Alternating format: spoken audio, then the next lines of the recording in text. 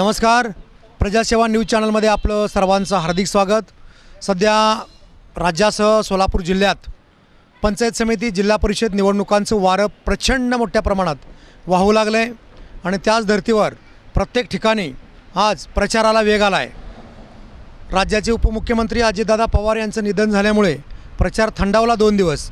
त्यानंतर पुन्हा वेग प्रचाराने घेतला आहे. त्याच धर्तीवर आपण कुंभारी पंचायत समिती गणामध्ये आलेलो आहोत. या पंचायत समिती गणाच्याकडे फार मोठं लक्ष लागलं आहे. लक्षवेधी लढत होणार आहे. तर कुंभारी जिल्हा परिषद गटात जरी या लढतीकडे चौरंगी लक्ष असले, सगळ्यांचं लक्षवेधी लढत होणार आहे.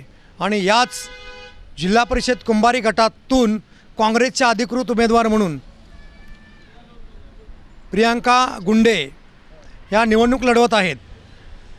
आणि त्यांचे आपल्याला या धर्मराज गुंडे हे या ठिकाणी बातचीत करण्यासाठी थेट जोडले गेले आहेत. तर या निवडणुकीमध्ये आपल्याला वातावरण कसं आहे? नमस्कार. मी प्रथमतः माझं नाव धर्मराज अवधूसिद्ध गुंडे. माझ्या वहिनी या निवडणुकीसाठी उभे आहेत. तर मी प्रथमतः तुमच्या या चॅनलच्या माध्यमातून तर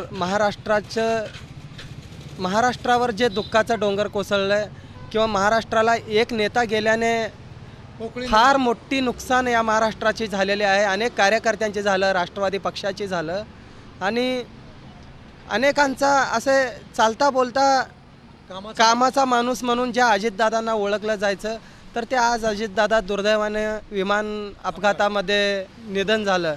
तर प्रथमतः मी दादांना भावपूर्ण श्रद्धांजली वाहतो आहे. आणि खरं म्हणजे या जिल्हा परिषद आणि पंचायत समितीच्या निवडणुकीच्या तोंडावरती हा निधन झाल्या कारणाने निवडणुकीचा असा काही नेत्यांमध्ये आणि उमेदवारांमध्ये वगैरे फार संभ्रम पसरलेले आहे. आणि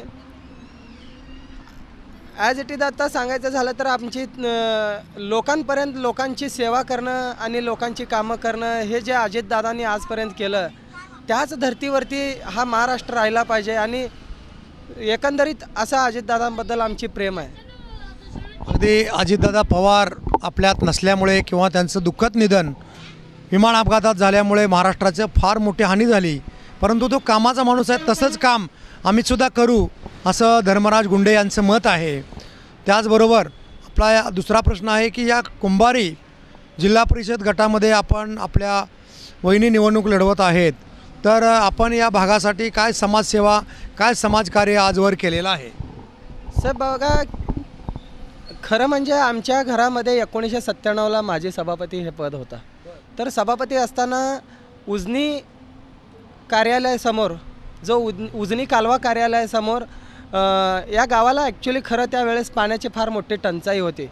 तर पाण्याची टंचाई असल्याकारणाने माझी आई म्हणजे माझ्या मोठ्या काकू सुरेखा मळसिद गुंडे हे माजी सभापती असताना त्या काळात देवकते साहेबांच्या नेतृत्वाखाली मोठा एक आंदोलन उभा करून तो आंदोलन छेडून कुंभारीसाठी नवीन उजनी कालवा कार्यालयाकडून पाईपलाईन हिप्परगाव तलावातून पाईपलाईनची मंजुरी करून घेतली.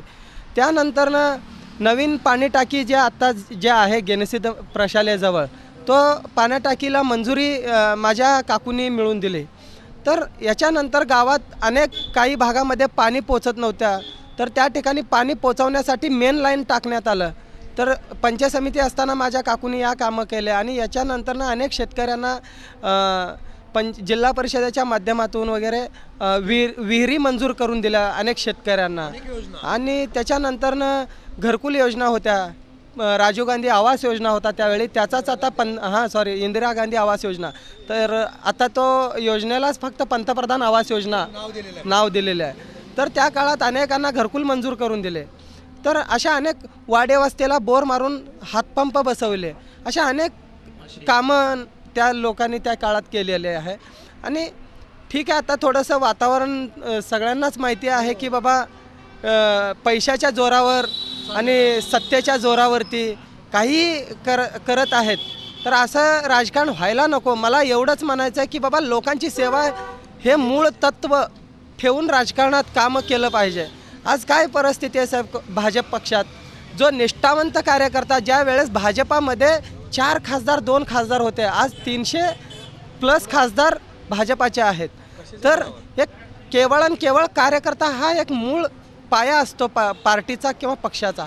तर तो कार्यकर्ता आज संभ्रमात आहे, कारण तो कार्यकर्ता पार्टी वाढवण्यासाठी, पक्ष वाढवण्यासाठी जीवाचा रान केला, घराघरापर्यंत पोचला, लोकांच्या पाया पडला. आमदारकी असो, खासदारकी असो, पंचायत समितीच्या निवडणुका असो, जिल्हा परिषदेच्या निवडणुका असो, महापालिकेच्या निवडणुका असो, तर अशा कार्यकर्त्यांना आज डावलण्यात आलं आहे. तर निष्ठावानांना डावलून जे आयात उमेदवार आहेत, जे काँग्रेसमधून आता भाजपमध्ये गेलेले लोक असतात, तर त्यांनाच भाजपाने तिकीट देत आहे. तर हे किती मोठा दुर्दैवी बाब आहे.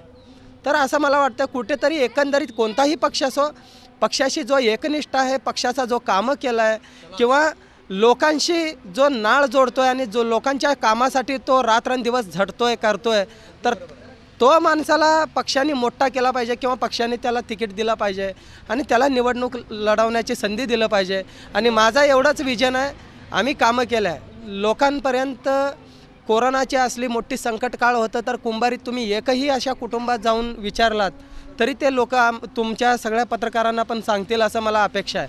कारण की कोरोनाची एवढी मोठी संकट काळ होती, तर त्या काळात हजारो गरजू कुटुंबांपर्यंत मी अन्नधान्याची मोठी मदत माननीय शिखरदादा पहारिया यांच्या माध्यमातून आणि प्रणितीताईंच्या मार्गदर्शनाखाली आणून दिले. तर याच्यानंतर तर गेल्या वेळेस फार मोठी टंचाई होती साहेब पाण्याची. आमदार भाजपचा होता त्या काळात, भाजपाचा खासदार होता तेव्हा जय सिद्धेश्वर स्वामी, आणि सगळ्या भाजपाचे एवढं गल्लीपासून त्या दिल्लीपर्यंतची सत्ता होती. तर कुंभारीत 25-25 दिवस पाणी भेटत नव्हते साहेब. कसली परिस्थिती ही, मला म्हणायचं कसली परिस्थिती. कुंभारीत महिना पाणी भेटत नव्हते. तर त्या काळात माझ्याकडे कसली पद नव्हता, ना ग्रामपंचायत सदस्य, ना जिल्हा परिषद, ना पंचायत समिती, कसलाही पद नाही, काय नाही.